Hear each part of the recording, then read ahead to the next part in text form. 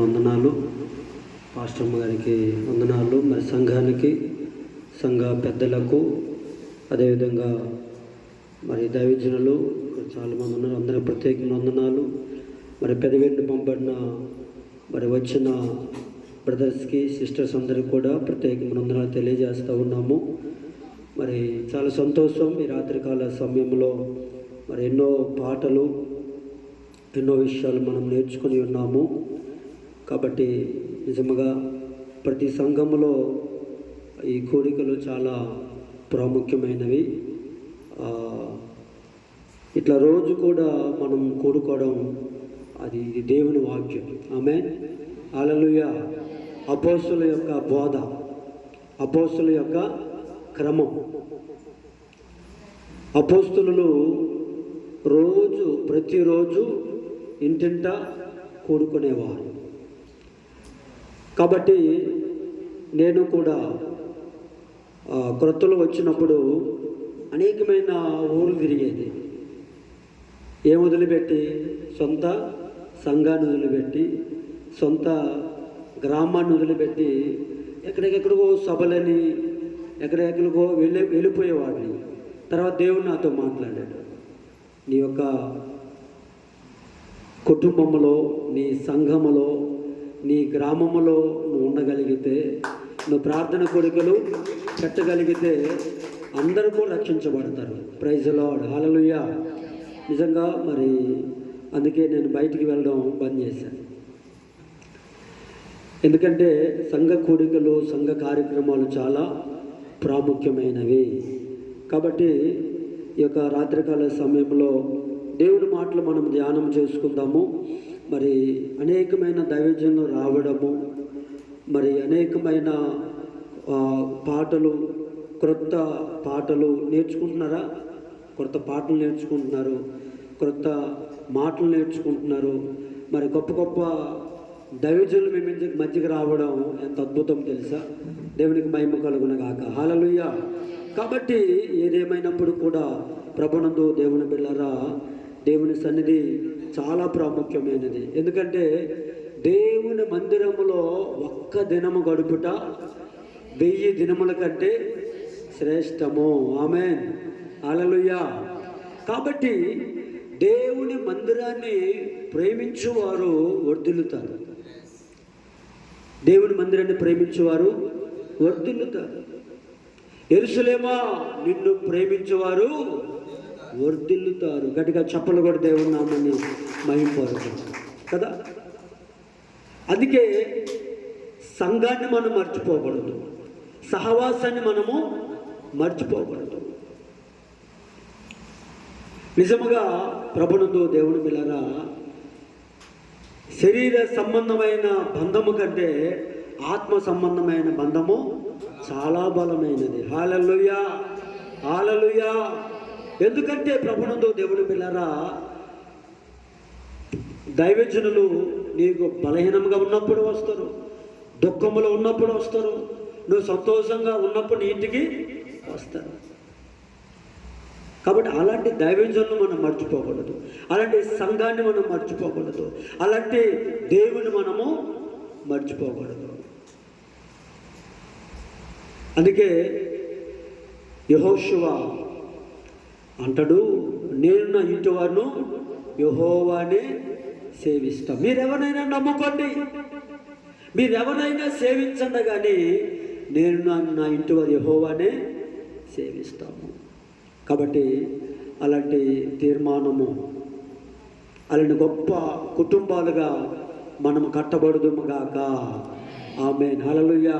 నిజముగా నేను ఏ విధముగా దేవుణ్ణి నమ్ముకున్నాను, నేను ఏ విధముగా రక్షించబడ్డాను, నాకు ఒక సాక్ష్యం ఉంది. ఊరకని వచ్చావా? దేవుళ్ళకి వచ్చావా? రాలేదు.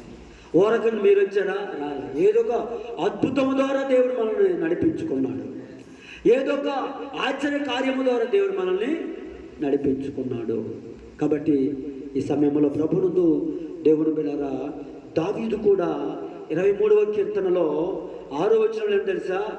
నేను చిరకాలము యెహోవా మందిరములోనే నివాసము చేస్తాను. ఎందుకు ఆ తీర్మానం చేసుకున్నంటే దేవుడు నా కాపరి, ఎవరండి? దేవుడు యెహోవా నా కాపరి, నాకు లేమి కలగదు.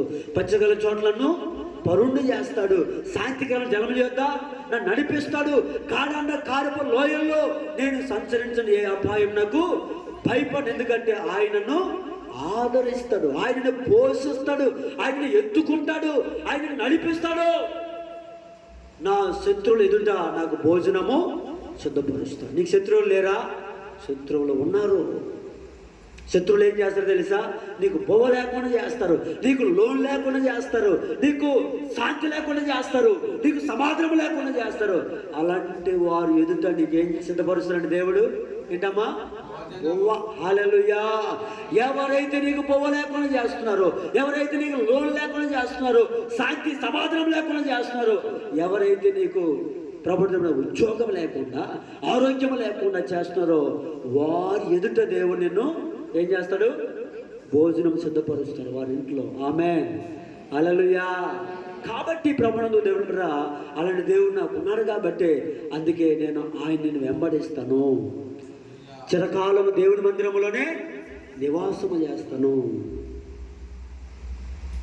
ఎన్ని వారాలు మిస్ అయ్యావు? ఎన్ని రోజులు మిస్ అయ్యావు నువ్వు? రోజు ప్రార్థనకు వస్తున్నావా? సంఘ ప్రార్థన, కుటుంబ ప్రార్థనలు కదా, సమాజ ప్రార్థనలు జరుగుతూ ఉంటాయి. ప్రతిదానికి హాజరవుతున్నావా కదా? మా యొక్క చర్చిలో ఒక తల్లిగారు ఉన్నారు. అయితే అమ్మ ఈరోజు ఎందుకు వారు ప్రార్థన రాలేదంటే, ఈరోజు మామూలు ఫంక్షన్ అండి అన్నారు. ఓకే అనుకున్నా. అమ్మ ఎందుకు ఈరోజు రాలేదు? మా ఇంటికి చుట్టాలు వచ్చారని అంటుంది. ఈ వారం ఎందుకు రాలంటే, మా పనే అండి, మా పొలంలో పనే. వేరే వాళ్ళు ఫంక్షన్లు అయినా, వేరే వాళ్ళు పొలాలైనా పనులైనా వెళ్ళేవాడిని కాదు, కానీ మా పొలమే ఈరోజు నాటేశారని చెప్తుంది. నేను 3 వారాలు 4 వారాలు అడిగిన అదే చెప్తుంది. ఇంకా నీ కథ ఎట్లుందని, నీ సంగతి ఎట్లుందని వదిలిపెట్టిన తర్వాత ప్రభునందు దేవుని పిల్లరా ఒకరోజు ఫోన్ చేసి, అయ్యగారు మా ఇంట్లో ప్రార్థన పెట్టండి అంటుంది కదా. నాకు ఆకలి వేయట్లేదు, నిద్ర పట్టట్లేదు అయ్యా, మా ఇంట్లో సమాధానం లేదు, ప్రార్థన పెట్టండి అయ్యా అంటుంది. అమ్మా నేను బిజీ అన్నా. స్తోత్రాలు చెప్పండి కదా. హల్లెలూయా. నేను బిజీ అన్నా. మరి వచ్చే వారం పెడదాం అన్నది. ఇంకా వచ్చే వారం ఫోన్ చేసింది, అమ్మ ఈ వారం కూడా నాకు ఖాళీ లేదు, బిజీ అన్నా. 3 వారం కూడా ఫోన్ చేసింది, అమ్మ వేరే ఇంట్లో ప్రార్థన అన్నా. ఆమె కోపం వచ్చింది, ఏంది అయ్యారు అసలు నేనంటే ప్రేమ లేదా, పట్టించుకోవా అంటుంది. అప్పుడు కదా నేనమ్మా 3 వారాలు 4 వారాలు అడిగితే ఏమన్నావు? పొలం అన్నావా, నాట్లు అన్నావా, ఫంక్షన్ అన్నావా? ఇప్పుడు ఆమెకి నిద్ర పట్టట్లేదంట, ఆకలి వేయట్లేదంట. ఏమంటుంది? మా ఇంట్లో ప్రార్థన పెట్టాలంట. చూసారా? అందుకే ఎప్పుడైతే అయ్యారో నాకు అర్థమైంది, నాకు బుద్ధి వచ్చింది, నాకు అర్థమైంది, నాకు బుద్ధి వచ్చింది. ఏం అర్థమైందమ్మా? దేవుడికి ఏం తెలియజేస్తాడు, ఏం మాట్లాడానని అడిగితే, నేను చర్చికి రావట్లేనగా, నువ్వు రావట్లేదన్నా. అవునన్నా. స్తోత్రం. హల్లెలూయా. కాదు, లేకపోతే మొదట అడిగితే బిజీ అన్నాం, 2వ వారం అడిగితే పొలం అన్నాం, 3వ వారం అడిగితే ఫంక్షన్ అన్నాం. ఇదే పని ఇంకా. కాబట్టి నిజముగా ప్రభుత్వంగా దేవుని మందిరాన్ని కోల్పోకూడదు, దేవుని సంఘాన్ని కోల్పోకూడదు. కాబట్టి ప్రభునందు దేవుని బిడ్డలారా, దేవుని సన్నిధిని ప్రేమించేవారు కొన్ని విషయాలు మనము ధ్యానం చేసుకొని మన ముందు కొనసాగుదాం. దేవుని సన్నిధి ఎంత ప్రాముఖ్యమైనదో మన ముందు కొనసాగుదాం. చూడండి 84వ అధ్యాయం, కీర్తన గ్రంథము 84వ అధ్యాయము. కొన్ని విషయాలండి, దేవుని సన్నిధి చాలా ప్రాముఖ్యమైనది. మొదటి నుంచి చదువుదామా? సైన్యములకు అధిపతిగు యెహోవా, నీ నివాసములు ఎంత రమ్యములు, యెహోవా మందిరములను చూడవలని నా ప్రాణము ఎంతో ఆశపడుచున్నది, అది సొమ్మచులుచున్నది. జీవము గల దేవుని దర్శించుటకు నా హృదయమును నా శరీరమును ఆనందముతో కేకలు వేయుచున్నది. గట్టిగా చప్పలు కూడా దేవుని నామమున హల్లెలూయా. చూడండి, ఈ భక్తుడు రాస్తా ఉన్నాడు, నా హృదయము ఆశపడుచున్నది, నా హృదయము తృష్టుకొనుచున్నది, నేను కేకలు వేస్తా ఉన్నాను. నా జీవము, నా శరీరము కేకలు వేస్తా ఉన్నాను. ఎందుకమ్మా? తినాలనా, త్రాగాలనా, లేకపోతే ప్రభుని దగ్గర ఏదో ఫంక్షన్కి వెళ్ళాలన్నా, లేకపోతే వేరే అమెరికా వెళ్ళాలన్నా, ఏమైనా బీచ్కి వెళ్ళాలన్నా, ఏమైనా పార్కు వెళ్ళాలన్నా. కొంతమంది చెప్పండి, కొంతమంది పార్కులన్నా గంతులు వేస్తారు కదా, బీచ్లన్నా గంతులు వేస్తారు, పిక్నిక్ అన్నా గంతులు వేస్తారు, ఏమైనా ఫంక్షన్ కన్నా గంతులు వేస్తారు, వేరే దేశం వెళ్ళాలన్నా ఎంత ఆనందమో. కానీ ఇక్కడ కీర్తనకారుడు రాస్తున్న మాటలు ఏంటంటే దేవుని మందిరము చూడాలని. హల్లెలూయా! దేవుని మందిరానికి వెళ్ళాలి, ఆయన అందమైన ఈ మందిరాన్ని చూడాలి. కానీ కొంతమంది నాకు ఏంది గారు పని ఆగిపోయింది, ఆగిపోయింది పైసలు లేవా? అబ్బో, ఒక ఇంటికి వెళ్ళాయి గారు, వాళ్ళ ఇంట్లో ఎట్లుంది తెలుసా? సీలింగ్ వాళ్ళ ఇంట్లో కదా, వాళ్ళ ఇంట్లో ఏముంది తెలుసా? పెద్ద టీవీ ఉంది, ₹1,00,000 టీవీ ఉంది కదా. కిందేమో ఎట్లున్నాయమ్మా ఇల్లులు? ఎట్లున్నాయమ్మా మీ ఇల్లు చెప్పండి. మీ ఇంట్లో ఫ్రిడ్జ్ లేదమ్మా? టీవీలు, ఫ్రిడ్జులు, కూలర్లు, ఇంకా సోఫాలు, ఇంకా చెప్పండి ఏసీలు, డీసీలు, ఇంకా చెప్పండి. మరి ఇది ఎట్లుంది? మరి ఎట్లుందమ్మా? ఎట్లుంది? దేవుని స్తోత్రం కలుగునుగాక. హల్లెలూయా!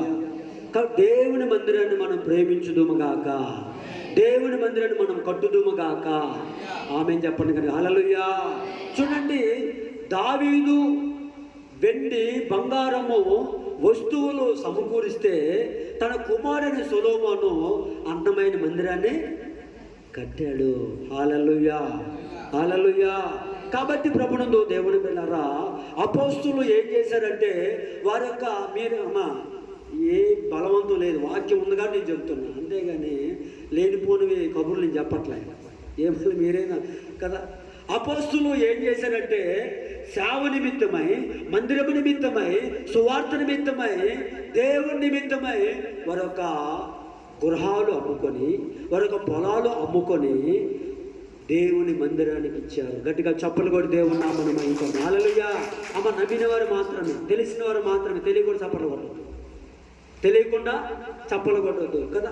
బైబిల్లో ఉంది కాబట్టి ఆ విషయాలు నేను తెలియజేస్తా ఉన్నాను. కానీ ఇంకా కొంతమంది ఉన్నారు, దేవుని మందిరము కొరకు, దేవుని సేవ కొరకు వారి పిల్లల్ని ఇచ్చేసేవారండి. తన పిల్లల్ని ఇచ్చారు, దేవుని మందిరము కొరకు వారొక ధనాన్ని సమకూర్చారు, దేవుని సేవ కొరకు. అలాంటి వారందరూ కూడా దీవించబడ్డారు. హల్లెలూయా! అందుకే యొక్క కీర్తనకారుడు కూడా, ప్రభా నీ మందిరాన్ని నేను చూడాలి, నీ మందిరానికి నేను వెళ్ళాలి, నా ప్రాణము ఆశపడుచున్నది, నా ప్రాణము తృష్ణగొనుచున్నది, నా ప్రాణము కేకలు వేస్తూ ఉన్నది. నా ప్రాణమే కాదు కానీ అక్కడ రాయబడిన మాట ఏంటంటే చూడండి, దేవుని మందిరం అంటే అంత శ్రేష్టమైనదండి. చదవండి 2వ వచనములో, యెహోవా మందిర ఆవరణములను చూడవల్లని నా ప్రాణము ఎంతో ఆశపడుచున్నది, అది సొమ్ముచులుచున్నది. చదవండి అమ్మా, బైబిల్ ఏదమ్మా? బైబిల్ ఏది? నువ్వు చదువు అమ్మా, నువ్వు చదువు. పైన పెట్టుకోవాలి, బైబిల్ కింద పెట్టవద్దు, మంచిగా పట్టు. చదువు.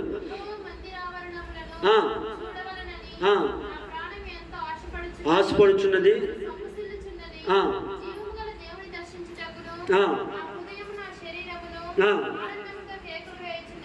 దేవునికి మహిమ కలుగును గాక. హల్లెలూయా! 4వ వచనములో, నీ మందిరమునందు నివసించువారు ధన్యులు, వారు నిత్యము నిన్ను స్తుతించుదురు. దేవుని మందిరానికి వచ్చిన వారు ఏం చేయాలి?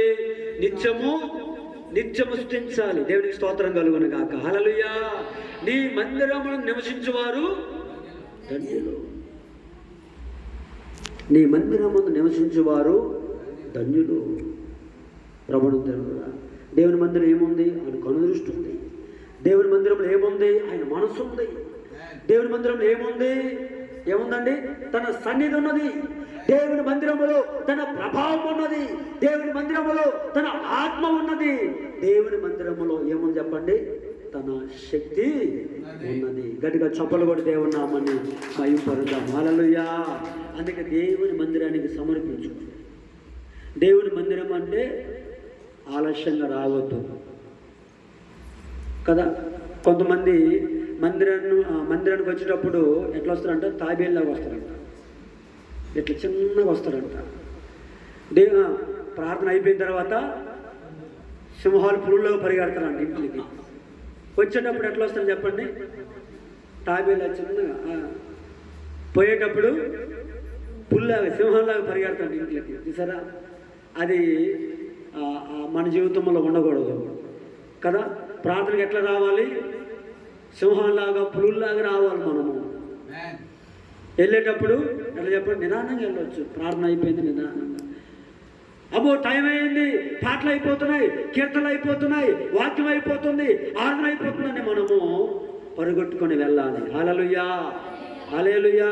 అందుకే ప్రభుత్వంగా జనులు దేవుని మందిరానికి వెళుతున్నామని చెప్పినప్పుడు నాకు మహా ఆనందం కలిగింది, సంతోషం కలిగిందని భక్తులు తెలియజేస్తూ ఉంటారండి. అందుకే చూడండి, ఆది కాండములో మనం జ్ఞాపకం చేసుకున్నట్లయితే ఒక శ్రేష్టమైన మాట, దేవుని సన్నిధి కొరకే. దేవుని సన్నిధి చాలా ప్రాముఖ్యమైనది, దేవుని మందిరము చాలా ప్రాముఖ్యమైనది. కాబట్టి ప్రియ సంగమ, ప్రియ దేవుని బిడ్డలారా, చూడండి 17 అధ్యాయం, ఆది కాండం 17వ అధ్యాయము మొదటి నుండి మనం చదువుతాం. 99 ఏండ్ల వాడైనప్పుడు 99 అమ్మ 99 ఏండ్లు ఎవరికైనా ఉన్నాయి ఇక్కడ? ఉన్నాయా? నీకు ఎన్ని సంవత్సరాలు? 60 అంతే. ఎవరు 90, 80 సంవత్సరాలు, 70 సంవత్సరాలు? ఎవరు లేదు. కానీ ఇక్కడ ప్రభుత్వ అబ్రాహాము 99 ఏండ్ల వాడైనప్పుడు యెహోవా అతనికి ప్రత్యక్షమై, నేను సర్వశక్తి గల దేవుడను, నా సన్నిధిలో నడుచుచు నిందారహితుడివై యుండుము, నాకును నీకును మధ్య నా నిబంధనను నియమించి నిన్ను అత్యధికముగా అభివృద్ధి పొందించేదను అని అతనితో చెప్పాను. గట్టిగా చప్పలు కొట్టి దేవుని నామమున మహిమపడతాం. హల్లెలూయా. నా సన్నిధానములో 99 సంవత్సరాల వయసులో దేవుడు మాట్లాడుతూ ఉన్నాడు అబ్రహాంతో. నా సన్నిధికి రా, నా సన్నిధానికి నడువు, అక్కడ నడుచుచు అని ఉంది. నా సన్నిధికి నడుచుచు నిందారహితుడు అయి ఉండవు. ఆమె అప్పుడు నేనేం చేస్తానంటే, నాకును నీకు నా మధ్య నా నిబంధన స్థిరపరుస్తాను. హల్లెలూయా. నీకు మాట ఇస్తాను, నేను నీకు ఆశీర్వాదం ఇస్తా, నీకు పిల్లల్ని ఇస్తా, నీకేం కావాలో ఒక నిబంధన చేసుకుంటా నేను నీకు. దేవుని మందిరానికి వస్తే నీకు వాగ్దానం దొరుకుతాయి. హల్లెలూయా. ఆశీర్వాదం దొరుకుతాయి. దేవుడు నీతో మాట్లాడతాడు, దేవుడిని దర్శిస్తాడు. ఆమేన్. హల్లెలూయా. దేవుడు నీతో మాట్లాడతాడండి. దేవుడిని వాగ్దానం చేస్తాడు నీకు. వెంటనే దేవుడు మాట్లాడుతున్నప్పుడు అబ్రహాము వెంటనే ఏం చేశాడంటే, నమస్కారం చేశాడు. బోర్లపడి, సాష్టంగపడి, సాగిలపడి నమస్కారం చేశాడు. అప్పుడు దేవుడు మాట్లాడుతూ ఉన్నాడు, నీకు సంతానం ఇస్తా, నీకు అభివృద్ధిని కలిగిస్తా, నీకు ఆశీర్వాదం ఇస్తా, నీ సంతానము ఇసుక రేణువుల వలె దీవిస్తా, ఆకాశ నక్షత్రాల వలె దీవిస్తా. కానీ నువ్వేం చేయాలి? నా సన్నిధానానికి నడుస్తూ నిందారేదంటే సాక్ష్యము కలిగి ఉండాలి. ఆమేన్. హల్లెలూయా. గొప్ప సాక్ష్యము కలిగి ఉండాలని దేవుడు మాట్లాడుతూ ఉన్నాడు. కాబట్టి దేవుని సన్నిధి మర్చిపోవద్దు, దేవుని సన్నిధి మర్చిపోవద్దు. నువ్వు దేవుని సన్నిధిని నిర్లక్ష్యం చేయవద్దు. ముందుగా నువ్వు రావాలి. ఒకరోజు ప్రభునందు దేవుని బిడ్డలారా, ఒక తల్లి గారు